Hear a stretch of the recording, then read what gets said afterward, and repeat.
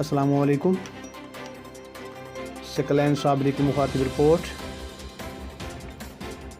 खबरदार, मांगने का बहाना है। दरअसल घरों से चोरी, मोटरसाइकिल चोरी, गाड़ियां चोरी कर ली जाती हैं। इस गिरोह में 4-5 लोग हैं और एक औरत भी शामिल है।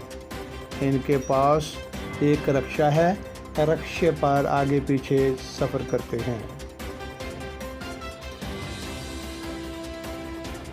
बज़ाहिर मांगने का पेशा है, लेकिन तिब्बी कड़ियांवाला में वारदात के दौरान पकड़े गए हैं। लोगों ने इब्तदाई मालूमात हासिल की, जिसके मुताबिक ये गिरोह मांगने का बहाना मुख्तलिफ जगहों पर जाते हैं और मौका मुयस्सर आने पर घरों में चोरी करते हैं। मोटरसाइकिल भी चोरी कर लेते हैं, बल्कि गिरोह की रुकन औरत बच्चों के अगवा का भी इंकशाफ किया है। लोगों ने इस जराइम पेशा गिरोह को पुलिस के हवाले कर दिया है। पुलिस थाना कड़ियांवाला, ज़िला गुजरात मज़ीद तफ्तीश कर रही है।